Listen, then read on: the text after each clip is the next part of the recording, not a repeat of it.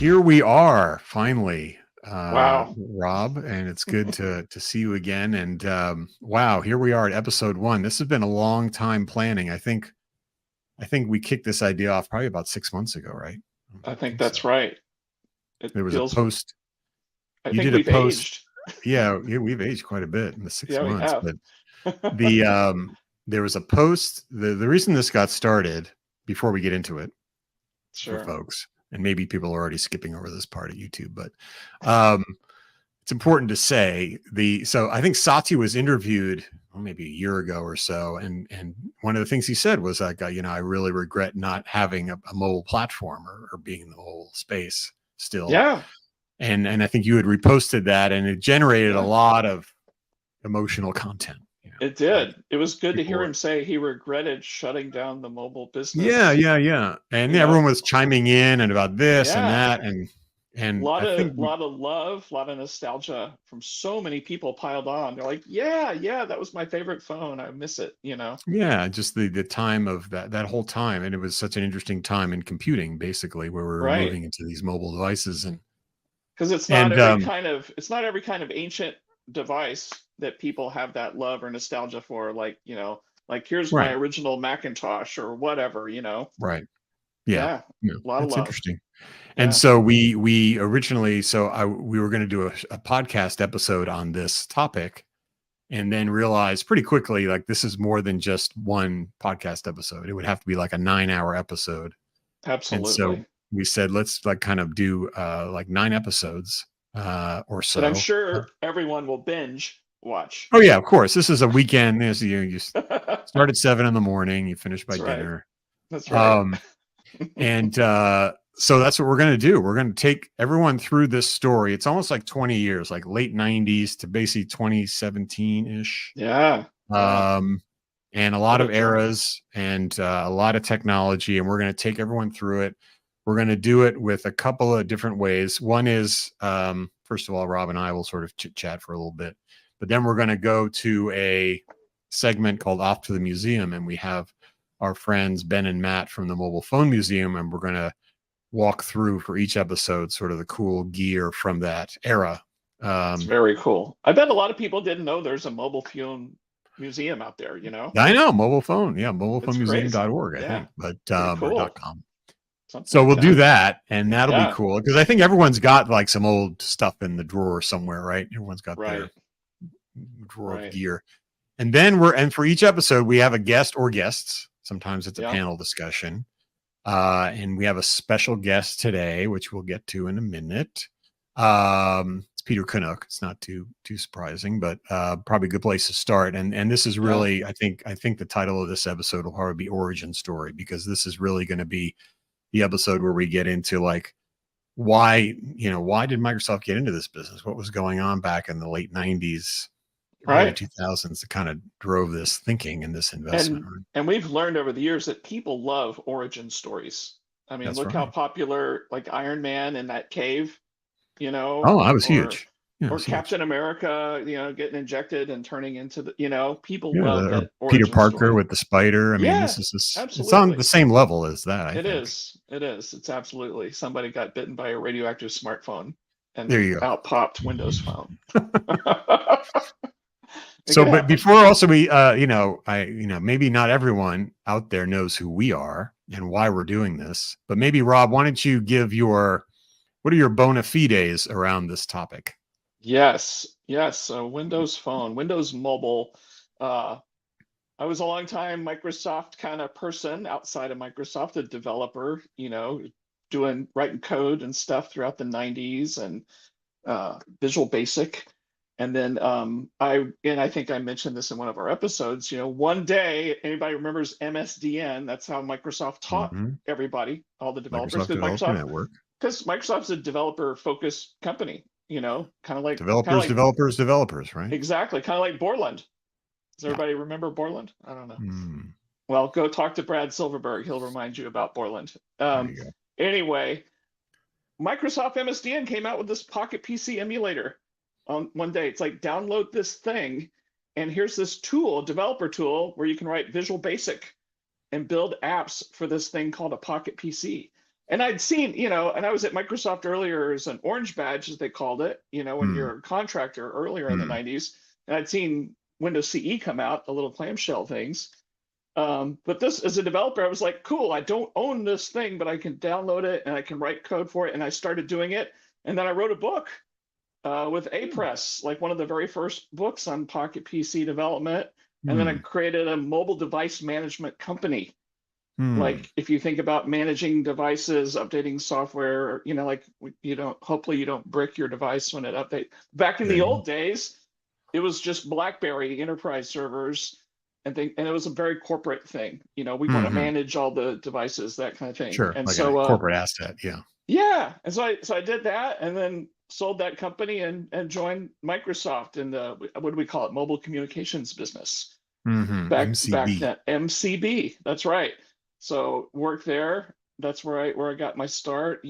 Sometimes I was flying around the world with this other team building customizations to Windows mobile devices because all the mobile operators wanted their phones to look unique. They can't look like everybody else. That's right.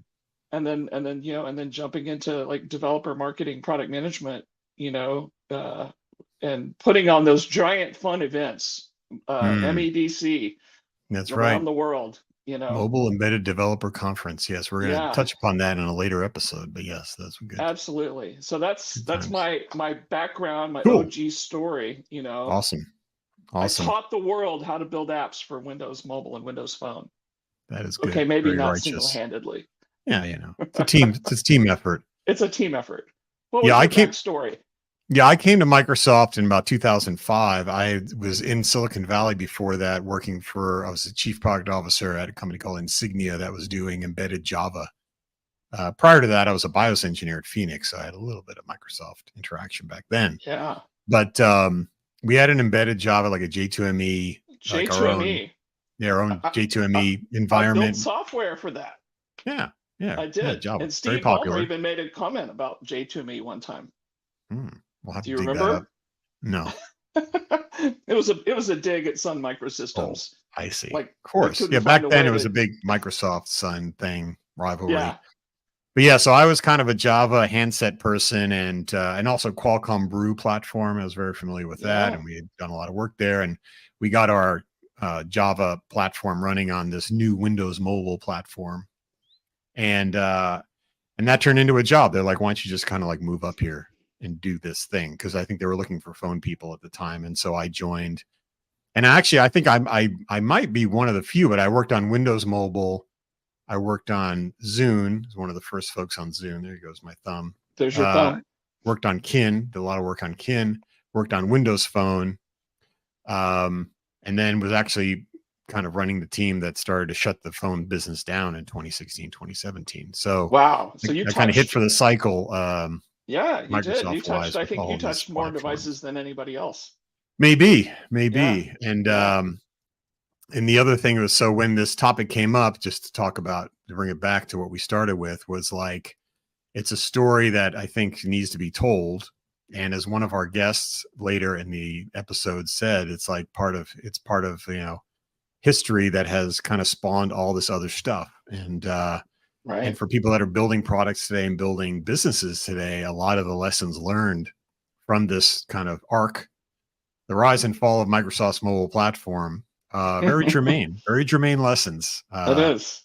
about organizations and businesses and strategies and technologies and innovation and stuff like that. So hopefully people will get out of this whole series some nuggets. If you're not careful, you may Yeah. learn something. I think that's You might be careful out there, folks. all right. So why don't we roll over to our friends in the UK? We're going to automagically move space and time and go to the UK, Wow. and we'll go off to the museum. Are you ready? I'm ready. Let's All right, hop here on we go. that plane to Heathrow. Zoom. We are here with our segment here, off to the museum. We are here joined by Ben and Matt from the Mobile Phone Museum, and this is the segment of the show where we kind of dig into the gear. And everyone loves gear. I don't know, many of you at home have a drawer full of phones and gear, like I do, and we thought it would be great, to kind of dig into it a little bit and kind of reminisce about some of the devices that really made this, you know, an important story. So maybe before we kind of dig into it, and I think Ben said he has about 50 or 60 devices at his feet there. So we will maybe start with a little bit of an introduction. Maybe Ben and Matt, introduce yourselves. Tell us what this whole mobile phone museum is all about.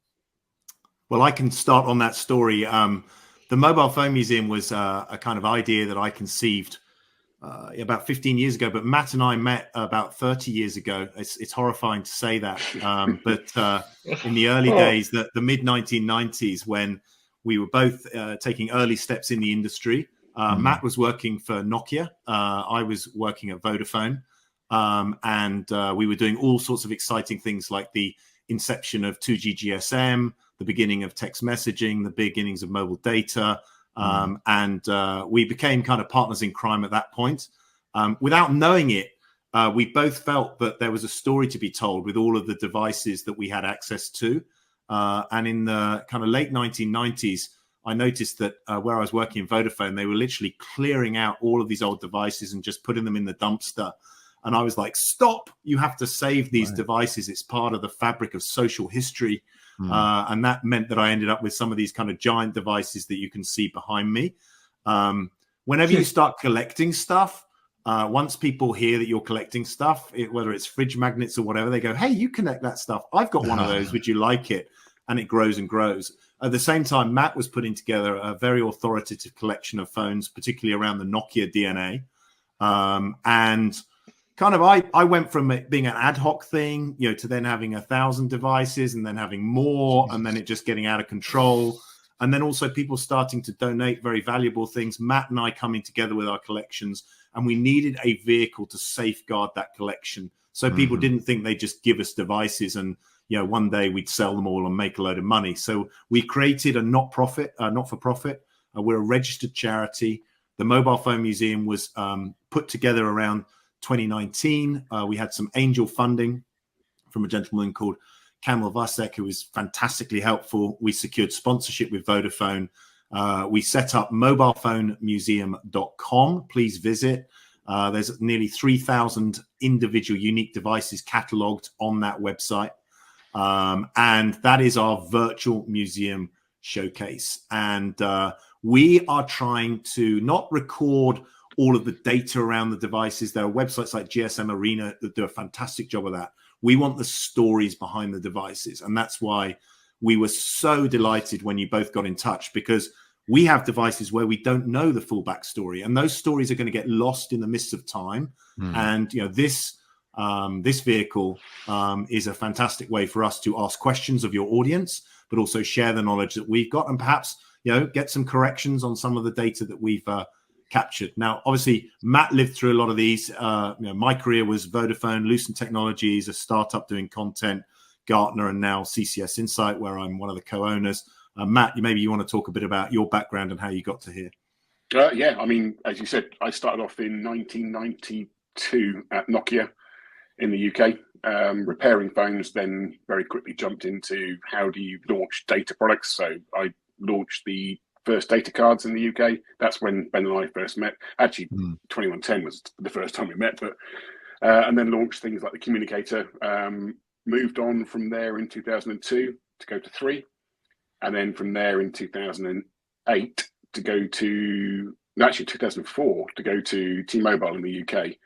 And I've been there for a very long time, but it's been through many different iterations as a company. So it's now owned by BT, but the brand that we use is EE. And yeah, I mean, we've been at the forefront of all this new technology as well. But as Ben said, we got together we were worried in COVID where people were going to clear out the garage and throw all this stuff away. So that's kind of put a little bit of pressure on us to get the museum up and running, so that if people were going to ditch all their old tech, we had a way to keep hold of it. Right. Well, it's good also to have these devices, because as we talk to our guests and kind of, you know, ruminate about the past, the physical instantiation or the vehicle for the story are the devices, right? And so when we ever, absolutely, you know, we were just, before we even hit record, we're reminiscing about that time when we had that device, or especially, you know, we're going to show some like prototype devices, some other pre-release. So there's nothing better than having a pre-release device and being the cool kid on the block, or I being the had first a one to fair have few that. of those, yeah. They're amazingly emotive as well. If you show somebody even my son who's 15, you show him some of the old phones, they go, wow. It's as Ben calls it, we're in the sea of sameness at the moment, but I know some of the weird and wacky form factors we had in those days were hilarious. That was part of the deal. We had a show on the developers. I guess that'll be after this show, but we talked about some of the challenges with the developer community. And one of the challenges is the form factors are so divergent. I mean, square screens and rectangular screens and different pixels and folding different directions, and who knows what the hell is going on there. So to write an app, that actually ran on something like that, it's quite a challenge these days. Yeah. I mean, it's, they're all the same now. Drag and drop and, collect your check, right? I mean, it's easy.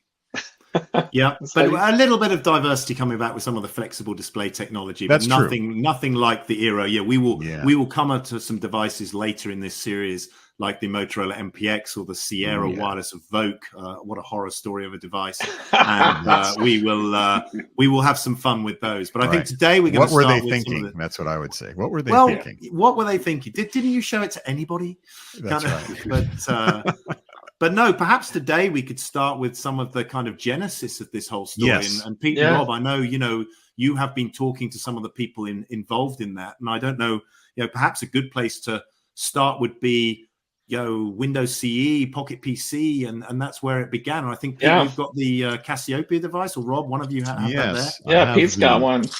This is an old Cassiopeia, you can see here. Yeah, because you're right. That was shortly after we launched Windows 95. And we had CE, and there were all these clamshell devices, like he's holding a little mini laptop.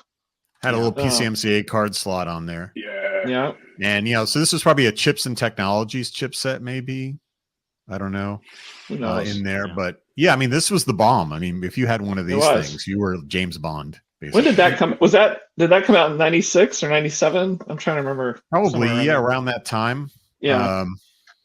It had a stylus, and I mean, it was amazing at the time, and it looked like pretty cool. It looked like just mini Windows 95. Start menu had the Well, and in fact, when we talk about business model and all that stuff, I mean, back then Microsoft was like, well, we'll just license people the OS, just like we do Windows, and they'll build it, and they'll build millions, and obviously the movie ended slightly differently than that, but this was like one of those prehistoric devices that at the time was kind of rocket science, right? So absolutely. And it was very interesting because at that time, of course, there were some early collaborations that were happening. I don't have it with me, but the Ericsson MC12 was a SKU of one of those devices, which Ericsson marketed with connectivity to one of their early Ericsson phones using the PCMCIA card. And of course, at the same time, HP were working with the LX series and collaborating with Nokia.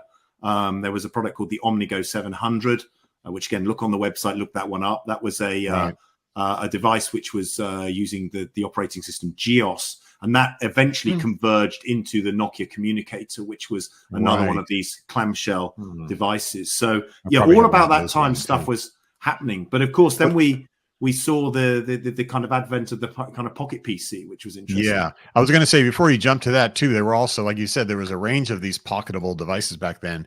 One of the famous ones also was the Atari Portfolio, if you remember that. If anyone watches the Terminator, right, when he hacks the ATM machine, he takes out his Atari Portfolio and sticks the ribbon cable in or something. And now I'm gonna have to go watch the Terminator. Again. So it was I didn't know that one. So there's a whole range of those from Scion, right, and from the UK, and so Scion CE was just one of these, but everyone was infatuated at the time in the late 90s around this idea of smaller pocketable pocket computer. Because you had Palm. Palm was the dominant player, of course, at that time frame. Very famous. And so people were looking at them. You mentioned Scion. That was interesting because that was where Nokia got the idea of doing Symbian from. Right. That evolved into Symbian. After GEOS, they needed a bit more of an open platform, and the deal was struck with Scion to become Symbian. Yeah, and then there was Pocket Computer. Remember the QUET. Yeah, we have some. We have one of those units around as well. You're throwing all these names at me, Okay. Pete. I could have had even more devices. Well, this is all late 90s, mishigas of everyone trying to figure out how to make a computer that fits in your pocket. So that was really the, kind of the early DNA of this whole, smartphone ecosystem, which is fascinating. So, but then we move on to Pocket PC, which was kind of like that was the real deal, right? The next big platform. And I think Rob's right. That Palm Pilot kind of whole story. The handspring visor was another kind of one that's very seminal in this whole story. But this was where early device, and I'll pull up the first device to have a look at. Here you've got the Philips Nino. This is the Nino 300. Very interesting device. Windows CE. One of the very early iterations. Grayscale display. This one's quite important because Tony Fadell was the lead on this at Philips. He talks about this in his book, which I highly recommend reading. It's fascinating.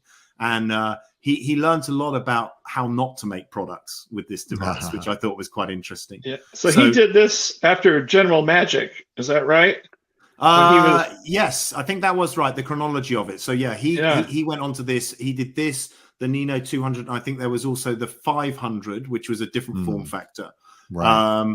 And this was where it was all starting to begin. So you can see on the back here it says powered. I don't know whether you can see that, powered by Windows CE. So there you go. See kind of like the DNA is strong. Horrible piece of hardware, but And Tony Fadell, for those that don't know, went on to develop the iPod and the Nest. iPod. Very influential in the conception of the iPhone as well. Went on to create Nest, which was sold for multi-billion dollars to Google. And he continues to do some very, very interesting projects. He's involved. That was pretty... Yeah, he's an advisor to the Nothing Phone guys as well. So he's still very much in this job. That's so cool. Yeah, I agree. I've been listening to his book on Audible. It's wonderful. I'm glad he's narrating it. Yeah, it's a great story. It's a great story, and I'll have to dip back in and revisit the Nino story because I remembered that at the time. But of course, then I guess the one that everybody remembers is the iPac, the compact iPac. So this wonderful device. And Rob, you were saying you were writing books about this product back in the day, and there's a story about the screen. I'm going to need your other iPac. That's the wrong one. My apologies. I picked up a later version. That's Let me get the okay. other one. There we go. Because if I did, that's the original. Matt was about to call you on it because he saw the black part. Exactly. Yeah. Yes. Side by side, you can see the two. But anyway, let's start with this one. This is the important one. And as all consumed as Microsoft was with how important the OS and the software was, having iconic, just striking, beautiful hardware really gets things going because that's what people see. And so, like we were talking about before, I remember when I'm friends with guys at Compaq because they were here in Houston where I happen to be right now. And I went to some meeting with an oil company and I had one of the very first ones because I was writing a book about programming for it. And people were blown away. They were all at the big meeting table with their two-way SkyTel looking Blackberry pager thingy with a keyboard on it. And then I just dropped that on there and they're just like, what? And also it's got a 200 megahertz ARM processor. They're like, I've never heard of anything that fast. That's unbelievable. It was a game changer. And it was color too. This is the 3600 series device. It was first released in year 2000. And this was running Pocket PC 2000, 240 by 320 display. 4,096 colors, I think. A mere 16 megabytes of ROM, 32 of RAM, I think, in the early iteration. And importantly, manufactured by a company called High Tech Corporation, which became HTC. HTC, absolutely. A lot of people didn't know. People didn't even know the term ODM. No, that's right. Because they just assumed that Compaq made it. They had no idea that the whole thing was manufactured and invented and designed by HTC, and they just stamped Compaq on it. Interesting thing you talked about the RAM and the ROM, the storage. If you remember those early Pocket PCs and early Windows mobile devices, you had a slider. The whole thing was RAM. You did, yeah. Yes, the whole thing was RAM, and so you moved the slider. Yeah.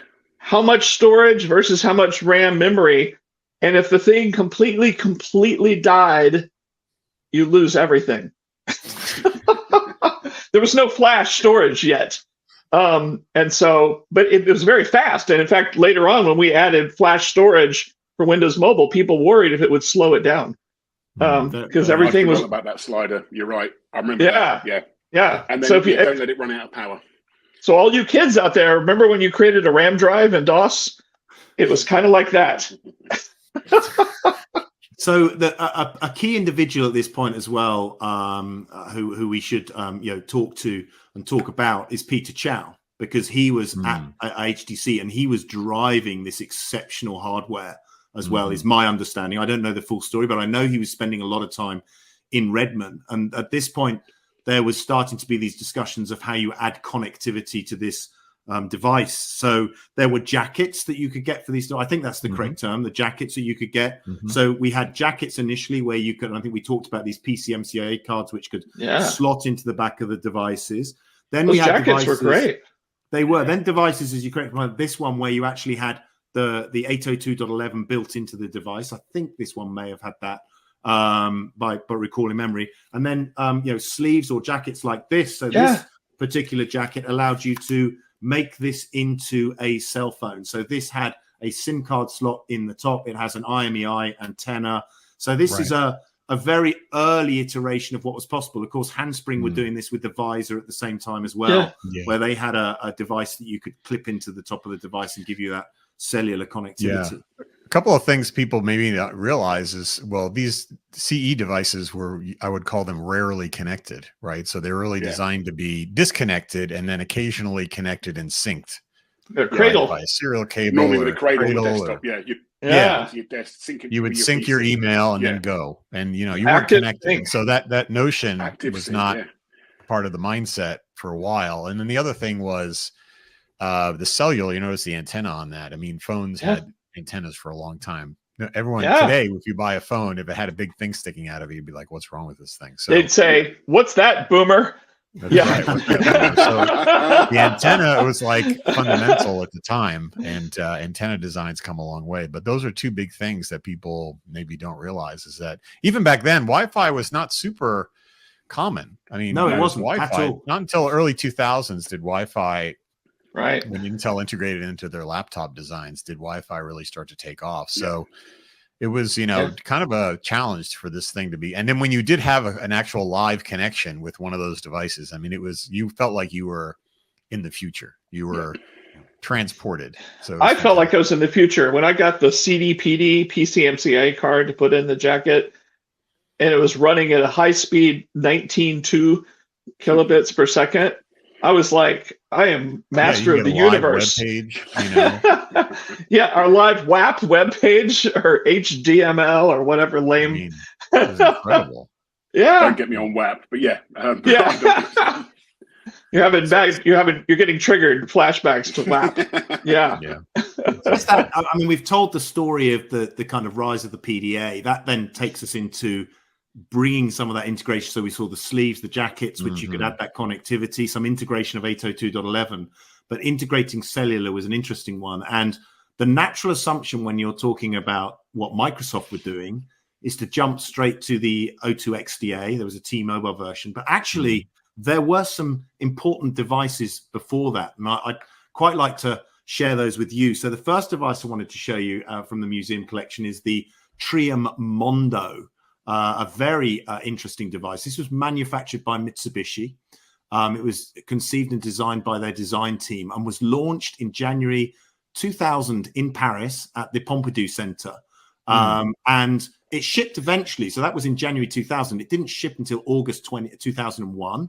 It had a 16-shade monochrome display and cost about $800 at launch in 2001.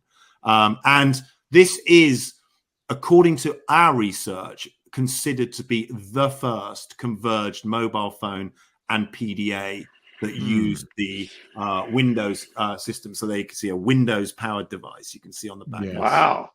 But there was also another contender coming out of France, which was this Sagem device here, which was the Sagem, catchily named WA3050. Very which also catchy. claimed to be the first cellular-enabled Windows-powered Pocket PC device. But as I say, I think this one got in first. This one maybe shipped first. Very, very close. Interesting, two designs that were remarkably similar, actually, in terms of what they were trying both from to achieve. France.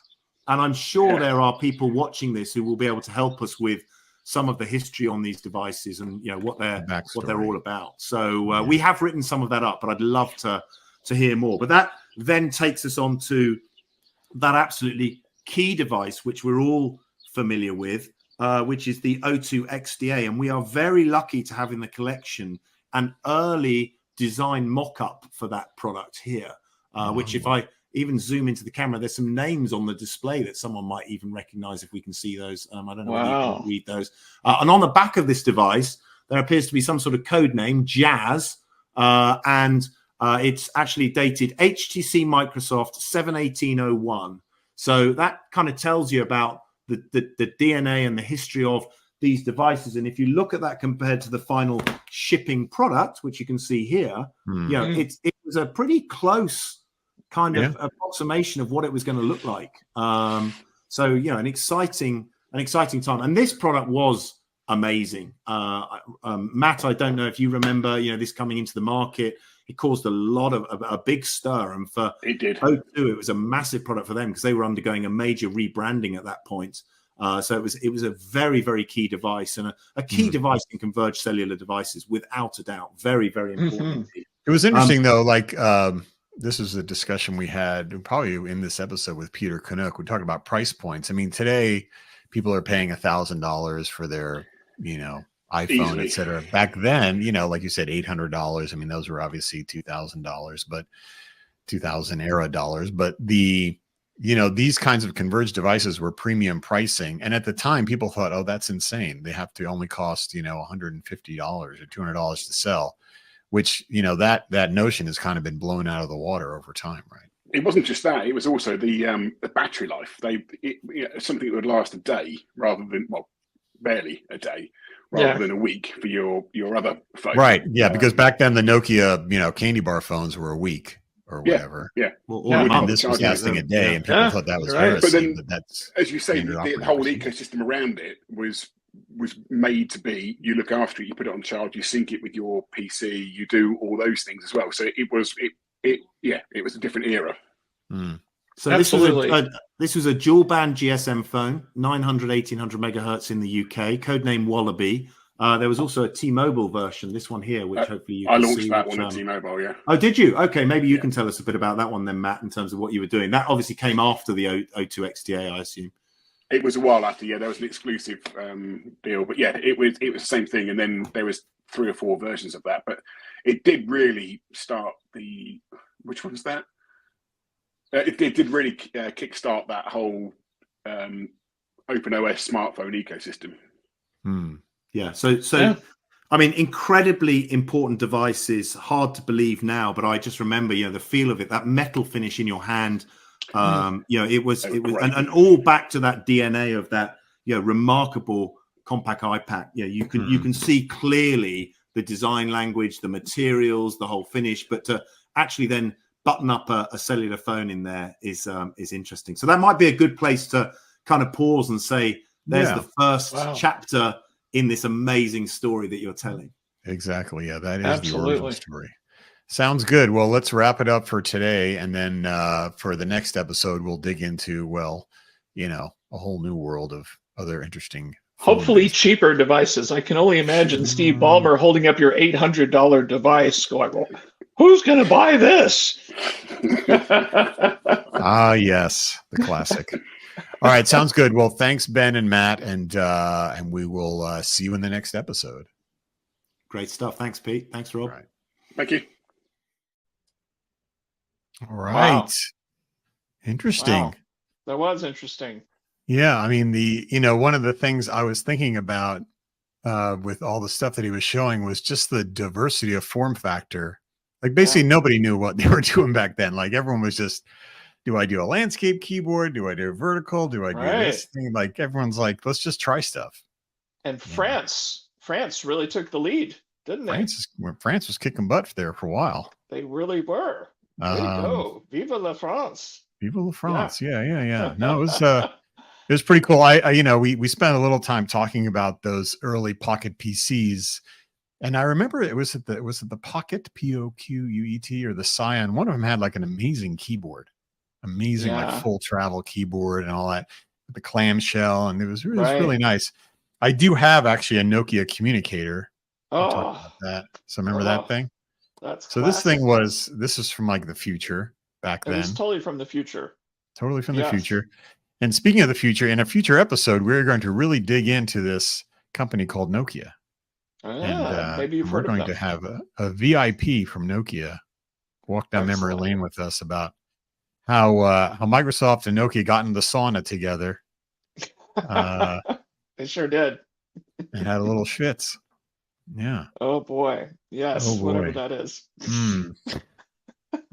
I love it. I love it. Yeah, I no, love those those cool early devices. days. I mean, it's just Yeah. amazing. Well, And I then remember people back were just- then, yeah. They didn't know what they didn't know, you know, or swimming Yeah. around and yeah. And also like that moment you talked about where you were at Compaq or somewhere down in Houston and Yeah. you put that thing on the table. Those were the days where you pulled some cool thing out of your pocket and everyone was like, what? Just- You know? Yeah. Yeah. I mean, this Silver Surfer looking device from the future from HTC, Same. you know? Yeah. I mean, Yeah, that it's was pretty fantastic. cool. Yeah. Cool. We may have talked about it. I remember that device got so popular so fast. Hmm. It started out selling, you know, its main competitor was the Palm, whatever version, Mhm. Palm 5 or whatever the latest was that. And they sold so fast and sold out so fast. And then we may have talked about it in one of our sessions. They couldn't get the TFT color screens. I remember The that. supply chain was a problem. And so they shipped a bunch of them with black and white, you know, Hmm. grayscale screens just to Yikes. keep them going. Hopefully not a surprise for the buyer, but you know. Could you imagine today, like when we went through our supply chain problem during COVID, what if your new Samsung or LG TV that you bought showed up and it turns out it's black and white? Hmm. And they're like, sorry, supply chain. That's right. Supply chain. Yeah. Too bad. Too The other bad. point I thought was interesting was, you know, back then, you know, phones lasted a week or so, or these devices lasted a long time. And most of these devices were like a day and everyone thought that was nuts. And now Right. today it's like, oh, I hope I get a day out of my phone, you know? Yeah. So we've totally come full circle on that. And then the other was price. We mentioned, Yeah. you know, people thought these things should be a couple of $100. But you know, Right. they were about $1,000 and everyone thought that was nuts. And, Yeah. and in fact, we'll talk a little bit with Pieter Knook, who's coming up next. Ooh, excellent. Where one of the premises of the phone business early on was we need to build smartphones in that $200 or $300 price point, That's right. and that created actually a lot of choices and challenges that were made. Yeah. Which subsequently, you know, when Apple came in, they're like, the hell with that, it's $1,000. Like they just kind of blew that out of the water. And so it's just one of those things where, you know, you make some decisions about the market and what you think the market will accept, and you build inside of those constraints, and therefore that's your product. But sometimes if you let go of those constraints, you know, things can change quite a bit. So, You know, just you mentioning how long the battery life should be on these phones, you may remember in those buildings that we all worked in, whatever they were called, they changed their names, 117, 116, all that stuff. And then they became studios or something. But do you remember how they put posters up by the elevators, like marketing to our own employees Yes. about our own product? I remember, I think it was Bob Rapp was in charge of putting out these deals. And one of them was 3 days of business use on a battery charge for Windows Mobile. I distinctly remember that. Yes. Not sure that we got there. Yeah, Yeah, not so much. But we shouldn't feel bad because no one else got there either. No. Not exactly.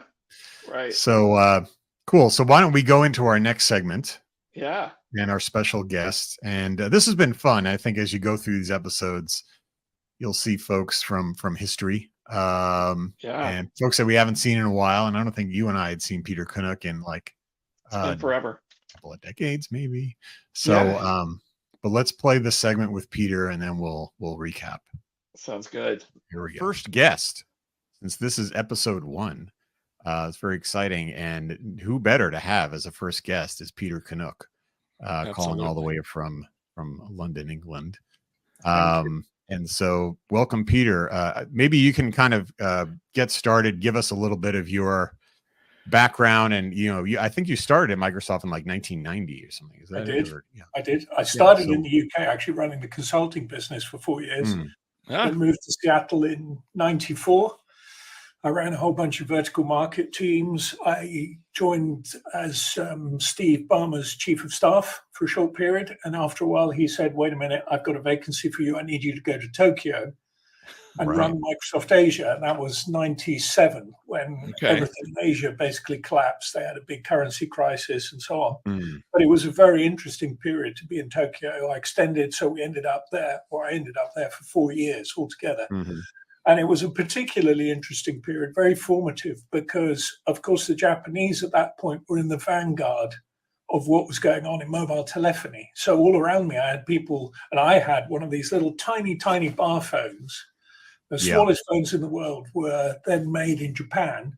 And long before we'd even got 3G, they were running iMode and data services in their environment. DoCoMo. DoCoMo had really pioneered a lot of that absolutely, stuff. Absolutely. Yeah, So that's what got me interested in mobile. And when Steve started talking about getting me back to the US in 2001, I wanted to stay involved with that sort of telco side of things. So that's when we set up the telco side, and I joined in with the product group a bit later. So that's how I got started with this whole journey. And just a sidebar on, I spent a bunch of time in Japan as well. DoCoMo, I mean, they had such an incredible vision and process. They used to publish these specs for phones to run on the DoCoMo network. And basically all the OEMs built phones to these specs.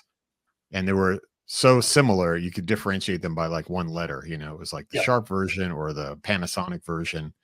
But it was very mobile operator driven ecosystem, which is completely a flip of today. Today, it's a very OEM driven ecosystem in terms of phones, right? We have the Apples, we have the Samsungs, things like that. So people don't realize that back in the day, the mobile operator really set the bar and the specs and the requirements for anything that connected to their network. So much different. Absolutely. Yeah. And that so you really until 2008, 2010. Yeah. Right. So you saw the future of mobile in Japan. Which I did. I saw absolutely. And the whole aspect of being able to do data things on your phone, which really propelled the whole idea of, look, Microsoft can't miss out on this, because we're going to have an era where people are going to be doing computing in their hand and in their pocket with devices much smaller than PCs, maybe doing different kinds of things, but they're going to be using it for more than just making phone calls. And that was the key revolution. Right. It was a computing platform. It was a platform for computing, and obviously Microsoft had to be a part of that. So, and developers, of course, because you needed the developers, the developer ecosystem. Yeah, Right. No, it was amazing how Japan had sort of curated that entire ecosystem, kind of in their own, as Japan sometimes does, in their own sort of universe. But don't forget, they sold iMode to a whole bunch of operators around the world. Telefonica, KPN, O2. I mean, they all took the iMode service, lock, stock, and barrel, and some of the services that sat behind it, and took them into their networks. Interesting. So when you started, and the group that you started, that you led, was really a group that was designed to sell Microsoft content or product into telcos, into mobile operators, right? I mean, that was kind of the idea, which is obviously Microsoft is doing a lot of today, but that was when we first started getting into that business. Exactly. And it was all kinds of operators. I mean, it was mobile and fixed and content. So it was media. So it was the full TMT gamut. And it didn't take long for that to become clear that, I mean, we were doing this on a worldwide basis, which was kind of unique because all the other sales efforts were partitioned by geography. And this was kind of the first stripe that went across all the geographies, because we realized that selling to Vodafone, the best reference was what you did with Verizon, not what you did with Shell Oil. So we had these vertical scenarios, and in fact, then they were copied in other vertical industries, but we pioneered that. And that then led to the idea that, well, we were selling a bunch of products and product scenarios which were very specific to that industry. And of course, the most specific thing you could sell to a mobile operator was a device with Windows operating system inside it. So that's how that product group evolved and how it became part of my group. Right. So when you kind of started to ruminate internally and discuss the approach, was the basic idea like, well, let's put Windows inside one of these devices, or at least the kind of the Windows look and feel, and get that onto the operator's network. And the business model at that time was, Windows was a licensed operating system. Absolutely. So that was the model, basically. And, we had a lot of similarities with the Windows business, but also a lot of differences, which I'm sure we'll come to. But in 1999, we used to have this every 4 years, there was a big trade show in Geneva called the ITU trade show, the International Telecoms Union. And Bill had shown a device with Windows inside it, running some very rudimentary services in 1999, tipping off the hand that we were basically going to enter into this space and put Windows inside a much smaller device. But I think the OEM that he showed was Symbian, which nobody had ever heard of, some French device maker. Yeah. It wasn't in conjunction with an operator, so it was all very rudimentary. There was no idea of how to go to market. There was no real idea of how to build this product. So all of that had to be developed. And although some progress had been made on that, really, when I came on board in 2001, once I came back from Japan, my job was to really create a product roadmap and then recruit channel partners to this vision. Right. And that so it was demo first and then build it. Yeah, well, exactly. And that wasn't atypical. We'd done that a few times before. It's a good way to get feedback. I mean, it's like, hey, people wanted, if they like it, let's build it. If they don't, well, it's a good demo. But the difference was, of course, unlike the Windows ecosystem, where Microsoft had some sway, let's say, over the OEMs. Right. And users would demand certain types of features directly from Microsoft. So Microsoft sort of had a currency for, look, we're going to develop our next version of Windows. Yeah, you OEMs want some features, but actually the end users want these features. And then we've got business customers who want some manageability features, whatever. So we didn't have that in the mobile ecosystem because our channel partners were obviously much more complicated. First, you had to recruit a device maker, and a proper device maker that people would recognize, not Symbian or someone like that. So that was the first job. And then you needed an operator to distribute the device, at least if it was connected. And in parallel, we had a completely separate business for our PDA channel, the compact iPacs and the HPs and so on, that were a direct competitor for the Scions and the Palms and so on. And those were going through normal retail electronic channels. Right. Completely different business model. Yeah. Interesting. Yeah. And you sort of had a different, totally different ecosystem sort of in parallel. Really. And, we always say like there's the PC ecosystem, which probably that was kind of part of. And the phone ecosystem have always been sort of these parallel universes, metaverse things, and one's ARM based and one's x86 based or whatever you want to say. One's direct to retail, one's through telco. And so how did you sort of think about reconciling that, or what was the goal to pull some of the PDA folks into the phone business? Because you had a lot of established phone players too, obviously, that knew exactly what they were doing, that probably didn't know anything about Windows. So how did that work? Well, and we'd recruited some good OEMs, principally HP and Compaq, for the PDA business. We hadn't really recruited anybody for the phone business at that point. So the phone effort was very nascent. They had some mock-ups of hardware, but they had nobody recruited. And they were sort of in competition with each other because the phone unit was saying, well, we can build a connected PDA. It's just a phone with a bigger screen, and we can build one of those. And the PDA guys, we can build a phone. It's just a slightly different, instead of Wi-Fi, we just plug in a cellular radio and it's done. So we had this competition essentially between those two groups. So one of my first jobs was to try and bring these two groups together in a more fruitful and harmonious relationship, which took quite a bit of effort to bring the two roadmaps together because there were a lot of competition. Yeah. I could assume. Yeah, I can imagine. I mean, it's sort of like, Nothing's impossible for the person that doesn't have to do it. So it sounds really easy to just all you got to do stick a radio on there. Or stick a radio on there. Yeah, absolutely. So, but it was all and this is Windows CE based, obviously back then. And I think we had talked about, maybe we will talk about, the origins of Microsoft in the handheld space kind of go way back to the early 90s. I mean, with WinPad and things like that, and evolving into Pegasus and Windows CE.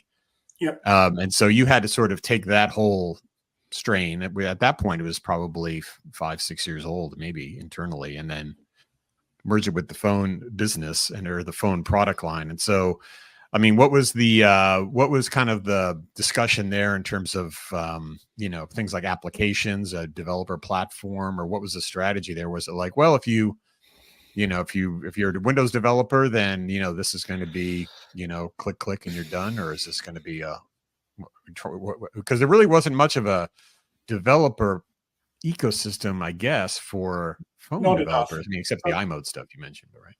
But we knew we needed to build that as an advantage. I mean, we obviously had the advantage that the applications that we built on top of Windows CE to make Windows Phone or Windows Mobile, which included all the Office apps and the connectivity with Exchange, that was a huge asset for us because that got us in front of the knowledge worker.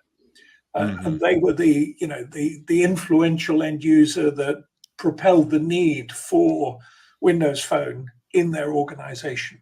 And if these were people that didn't already have a Blackberry, which was the alternative solution for those people, and then we had to convince the security people that there were all kinds of issues with RIM and the security of our infrastructure and the cost, because you had to license it per user. It was super expensive to license, whereas if you started distributing Windows phones to users, it would be a lot less expensive and simpler to manage for the IT part of the end user. So that was one argument. The other argument was, as you suggest, that the developer could come with the same sort of skill sets and the same tools that you use to develop applications on Windows, but it would be slightly different. I mean, you couldn't just build the same code because obviously it's ARM-based.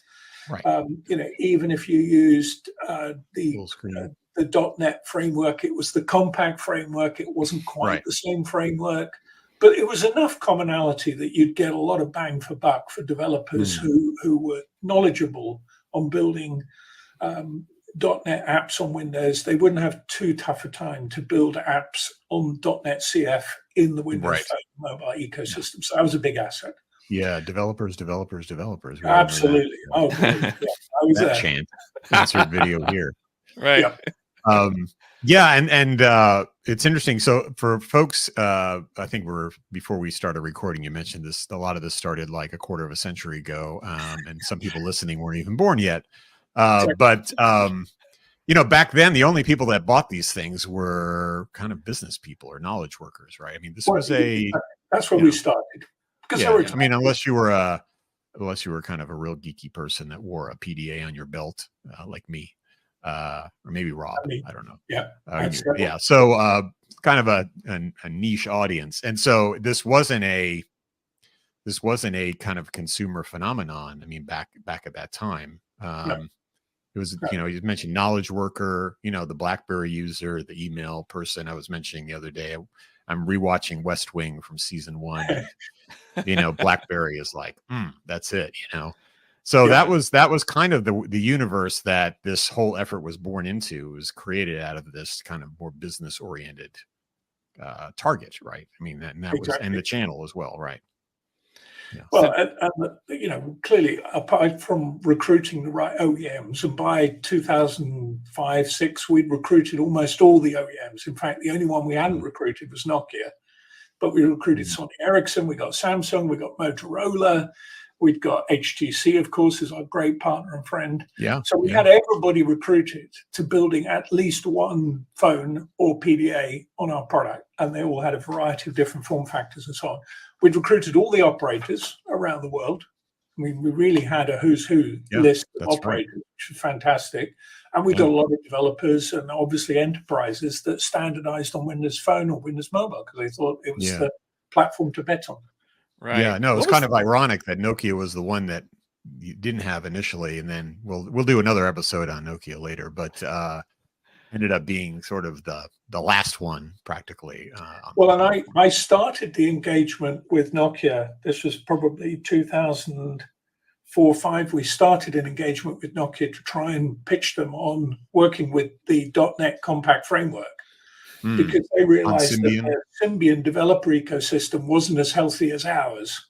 Right, and they wanted access, especially to our enterprise-focused application developers. And so they wanted to license .NET Compact framework and get that on top of Symbian, which I had a little bit of resistance inside the group because people viewed that as giving away one of our competitive differentiators. But we kind of felt that if we had a bigger ecosystem for our developers, then we would sell more phones too.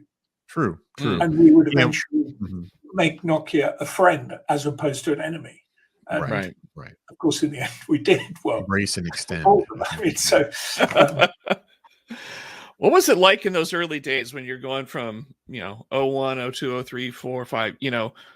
The Pocket PC, and then it became Windows Mobile, and then there was smartphone, and it was all very similar and evolving, and it started to blend. Some were handheld, some had keyboards. It was very exciting. I mean, there were lots of form factors of devices. There were lots of announcements of devices, which all had a lot of excitement around them. We'd have Steve and Bill announce all these new devices, new versions of Windows Phone. So it got a lot of press attention, and our sales commensurately rose. I mean, the first year, I think we didn't even sell 1 million units. So the second year, I think we sold 1 million units, and we doubled that every year until we sold 20 million units in my last year in 2008. And, that made us, from getting absolutely no attention inside Microsoft when I started. Everybody thought this was a crazy project. Why are you wasting your time on this, Peter? You got better things to worry about. But I realized there was a big opportunity here. And even if you think back 25 years, the networks weren't even ready for this stuff. We had GPRS as the data infrastructure, which was so primitive. We discovered so many bugs in GPRS when we first started testing connected devices over it. And of course, then we got to 3G and things improved. But the whole basic infrastructure was very nascent. We had almost no attention. And by the time I left Microsoft in 2008, we had so much attention that we had the opposite problem. You had Bill telling us one thing, Steve having a different set of motivations, Craig Mundy had a different set of motivations, Robbie Buck had, no, you've got to do gaming interaction. So we just had all this plethora of input, and it was almost impossible to reconcile all the different levels of input we were getting into what we should do, which meant we had to decide what to do and sell it to them. Sometimes successfully, sometimes not, because not everybody would have been happy. Right. Yeah, the center of gravity kind of shifted there over that decade toward the phone. And the other thing you mentioned, by the way, yes, you could argue the platforms and the devices were way ahead of the networks. And there was a lot of thought put into the architecture of a lot of these things to handle really bad networks, right? So you wouldn't download images. I mean, even the original WAP browsers and things, no images and things. As people, these days it's all streaming HD all the time. And back then, you get a thumbnail of a picture, it would be like, wow, that's amazing. But just you mentioning GPRS, I had flashbacks like flying around Southeast Asia with my iMate Jam. And I was just thrilled to just get some kind of little news thing, on the browser. Any connection. It seemed magical. That's right. Well, that's kind of where RIM had their thing. It was like you could get your email anytime and respond to it in real time. Just that was basically it. I mean, that was like a game changer. What was this sounds kind of nerdy or whatever, but I seem to remember, maybe you can give more color to it. The fact that it was an enterprise business phone, there was a lot of stuff going on with email and push email and Blackberry and good and lawsuits and stuff like that come and people today probably like, why did that happen? Or why was that a thing? Well, I ended up in the most litigious part of Microsoft because of all the sync protocols we had inside the mail system. We had a lot of lawsuits, patent infringements, blah, blah, blah. And the other piece of my group was the media group. So I had all the codecs and the DRM, which was the other piece that was heavily litigated. And then, of course, you had all the patent pools around the different wireless standards, which you had to buy licenses to, and so on. So it was a very complicated IP infrastructure. Yeah. And in fact, one of the ironies is that we copied one element of the Windows business for the licensing of Windows Mobile, which is that we indemnified our OEMs against patent infringement lawsuits. Now, it ended up, that was one of our biggest advantages when we were recruiting OEMs, because we could say, if somebody else comes after you, we will indemnify you. And Google, with Android, when they got started back in 2007, they weren't able to do that. And of course, their operating system was free, but almost the value of our license, the largest component of that was actually the patent indemnity. Interesting. Wow. That's an interesting lesson. The other thing you mentioned about Exchange, and we're talking about .NET CF licensing to Symbian. I mean, the Exchange group did a pretty good job of licensing ActiveSync out to other platforms too. Well, I mean, we encourage that, because that was in an effort to get people off the RIM ecosystem. Exactly. And really get IT departments to recognize that the security risk of having a super user, i.e. the RIM gateway, log into your Exchange server. So, and you had a few cases around the world, which of course we exploited to our advantage, where one person was able to read another person's email on the RIM device because of some bug and some corruption inside the RIM gateway. That would never happen with our infrastructure because it was end-to-end encryption of your email. And so we could make a very plausible argument that we were more secure than RIM from the messaging infrastructure point of view. Yeah, no, that's a good thing. And anytime you can sort of like, land your value proposition with examples like that, I think that's a good lesson for anybody. I seem to remember Steve B making a comment one time about the likelihood that an enterprise will go all in and stay with Microsoft was having Exchange Server played a bigger role in that. Like if they were an Exchange user, we were going to get them for everything. I just remember him doing some kind of talk like that. Yeah, and I remember in the 90s being on the sales side of the shop, both in the UK and then in Asia. We were selling heavily against Lotus Notes, and Lotus Notes was in many cases the incumbent infrastructure. So Exchange helped us to get Lotus Notes out of those accounts. And if we hadn't laid that groundwork in the 90s, we wouldn't have had as big an install base that we could sell Windows Phone to in the years 2000 and onwards. Right. And Interesting. That battle had been won, which meant we could move on to the next one, which was beating RIM. I was actually a Lotus Notes developer for a little while in the 90s. That was good times. Good time. I think I was the only one at the company I was working for that knew anything about Lotus Notes. So, that was hot for a while. Well, that was a Ray Ozzie product. Ray Ozzie then later came to Microsoft, and he was a big fan of what we were doing with Windows Mobile because he recognized that was a big piece of the future. Right. It's interesting when you talked about how networks struggled mightily. Like you discovered bugs and problems in GPRS. I seem to, we all have friends who did engineering at places like AT&T and Verizon and elsewhere. And I certainly have flashbacks to a lot of engineers trying to hold the AT&T network together when the iPhone launched. Like they said, wow, we have this exclusive with the iPhone and it's destroying our network. And we can barely hold it together. Exactly. Yeah. They had real problems with memory allocation in the cell towers. It was a total disaster to start with. Yeah, they just said it was signaling all the time, and they were just getting beaten up by the phone. Exactly. And it made me think of that when you were talking about just early on. People are like, "Oh, we'll just have a pocket PC, and we'll just put a radio stack in it, and Bob's your uncle or whatever." It's not that easy. No, it really wasn't that easy. And in a way, it was lucky that we weren't involved directly with that because obviously our OEMs were doing most of the engineering.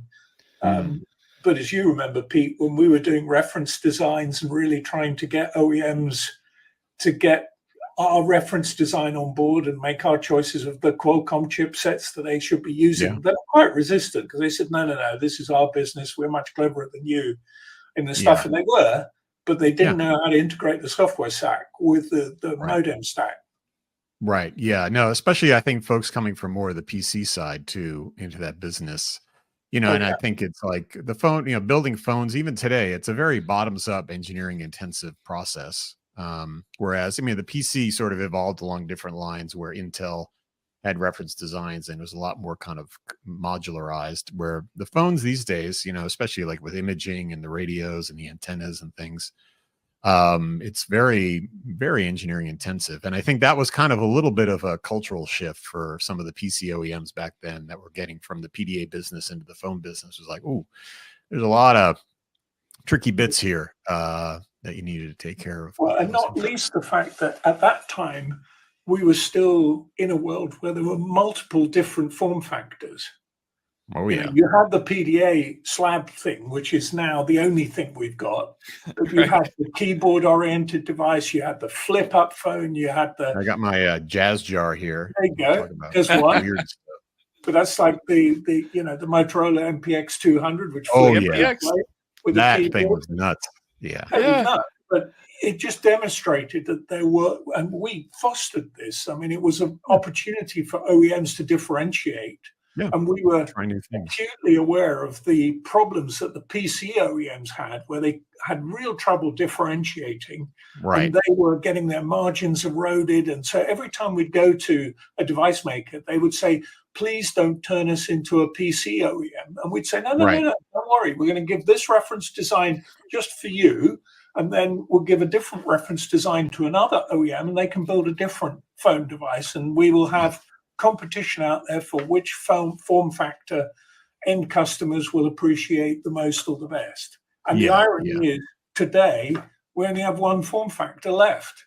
Yeah. It kind of evolved, just like the PC form factor kind of turned into these beige boxes for a long time.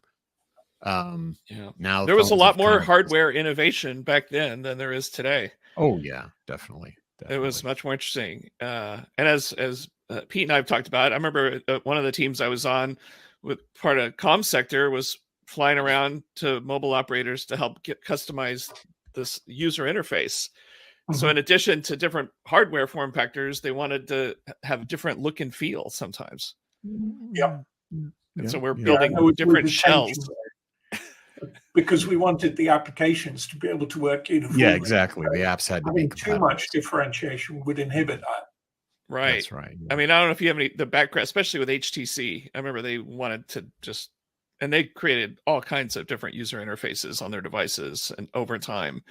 And then they got the touch and everything. And it was, you'd never know it was a Windows phone or a Windows mobile device, Some of that was good and some of it was less good. Not that good. Right. Absolutely. Oh my gosh. A lot of innovation. So Peter, if you had to kind of snap your fingers Thanos style or whatever, go back in time, like what are some of the things that you would have done differently or it's obviously hindsight, but what are some of the, maybe also for folks today that are product builders and business builders, like what were some of the big takeaways for you that were impactful? I think one of the biggest challenges we suffered was the fact that when you looked at our entire ecosystem, all the profit was in the hardware. And for us, licensing a little piece of software between $15 and $30, we were taking a tiny piece of the whole ecosystem's value. The operator was getting a huge amount, monthly subscriptions, data subscriptions, which were all enabled by our device and our software. Yeah. The device maker was getting a huge uplift in what they could sell their hardware for when they put Windows Mobile on their device. So they were getting a big uplift. So probably if I go back and say, what's the one thing we should have done earlier? And we had the opportunity. I mean, we were approached by HTC. We contemplated, we had lots of internal discussion. Should we buy HTC? Should we license HTC? Should we work really closely with HTC? I mean, if we'd done that back in 2001, 2002, arguably we would have had the sort of the profit that we could have generated would have allowed much more reinvestment in the system. Because unfortunately, even on the software licensing, we were a $500 million business by the end on 20 million units. And that just wasn't big enough to generate the kind of marketing budget. We were probably okay on R&D, but we couldn't generate enough marketing dollars to stimulate end user demand. We were dependent on operators to do that. If we'd had a slice of that hardware margin, let's say by buying HTC, which was obviously Steve's motivation in buying Nokia, arguably that was way too late. And we paid way too much, because I remember we were sitting there talking about buying HTC, and it was, under $1 billion at that point, which would have been entirely manageable. So that's probably the most important thing. And we would have seen off RIM a lot earlier, and we would have been competing directly with Nokia and the other OEMs. But the other OEMs were always, they had one device on Windows Phone, but they were never completely committed like HTC was. Right. They didn't take a dependency on Windows Phone for their business. It was always like, we'll put one out there and, see how it goes. But it's interesting. We started building Android phones, which was a dagger in our heart at the time. Yes. We could understand why they did it, but it really was. Was the thinking with the idea of buying HTC, would it have just been from then on just exclusive to them, or would you still sell to other Maybe OEMs? not. I mean, you could take the sort of surface model of, yes, we've got our own hardware, but it's only to show how good hardware should be. I think we probably would have sold a lot of hardware that way. And we could have probably made, helped make the market for the rest of the ecosystem in some cases, right? And other folks could have different, there's obviously brands that are favorited in different regions of the world and things like that, where there would be opportunity. But I mean, going back to the point about the PC ecosystem was a little more Lego-like, I would say.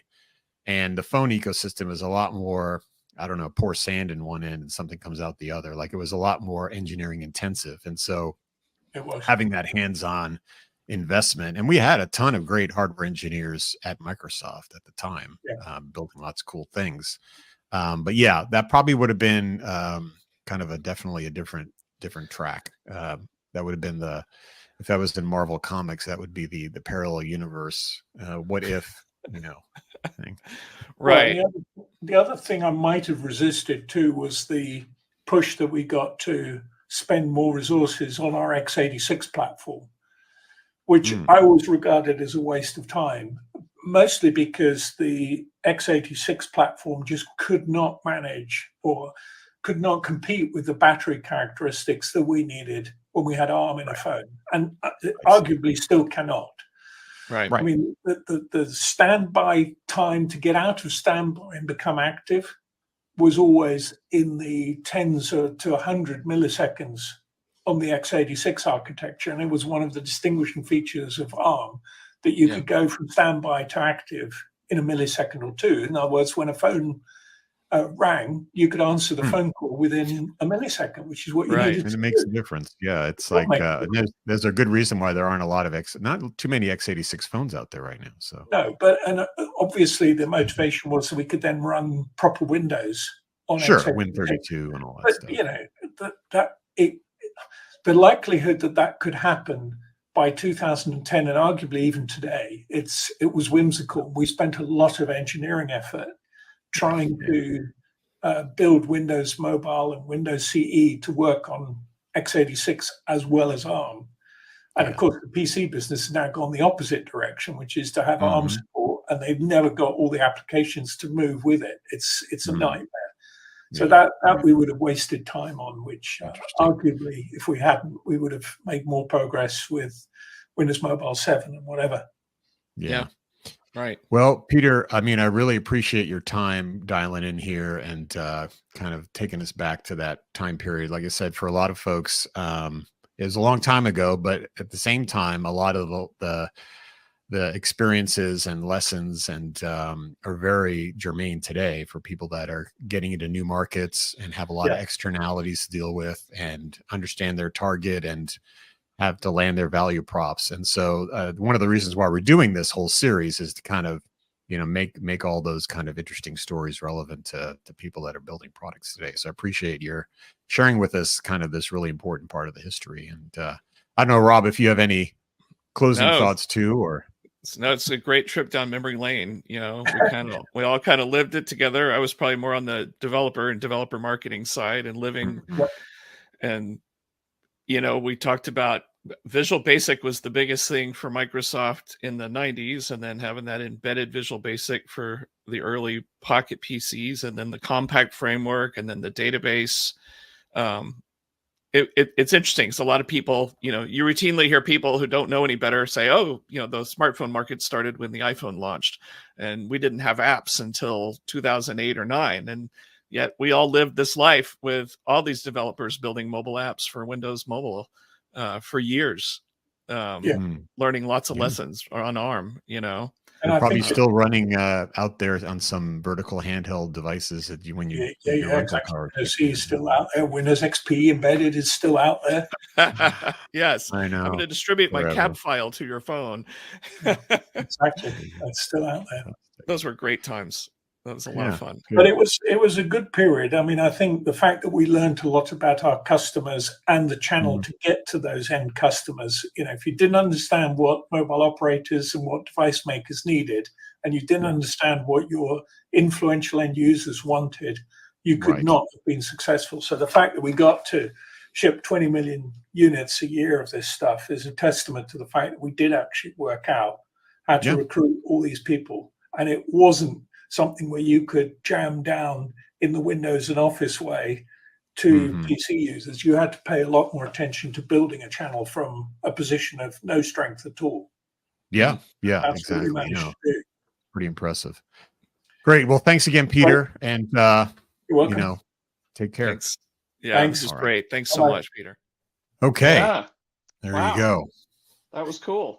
Yeah, that was interesting. I think when you watch it like that, it's interesting to think about all the things that were kind of unknowns back then. Like he was saying, building the developer ecosystem from nothing. Right. There weren't any phone developers, the channel, and especially for a company like Microsoft back then, it was like, well, we ship Windows and it goes on an Intel chip. And that was like, pretty much what they did back then, and I mean, it's obvious some other stuff, but so like, wow, that was a really, pioneering project, I would say. Absolutely. It was pioneering. A lot of risks were taken, a lot of unknowns, no doubt about it. Yeah. And then, you work with all the data you have, you work with the best data you have. No one can predict the future, and make the best of it. I thought also it was interesting, but the iMode inspiration, I remember Japan in those days in the 90s, and it was like, iMode was like, you go to Japan and everyone had these kind of flip phone, literally they all looked exactly the same except the letter was different. Like the Fujitsu was the F and the Panasonic was the whatever, I guess. Was I the only one who noticed that Peter had a Japanese screen behind him? Interesting. There you nice go. Little tie-in. Subtle clues. Those days.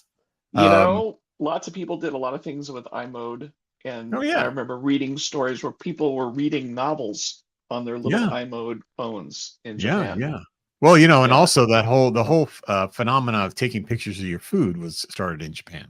Yeah, with that's a good point. Camera phones are there, and of course, when we first heard about that in the West, we were like, "Oh, why would anyone do that?" Now it's like standard operating procedure, So Japan is always a little bit of the future over there. But cool. Something just popped in my head from that time frame. I don't remember the name. It was Clear something.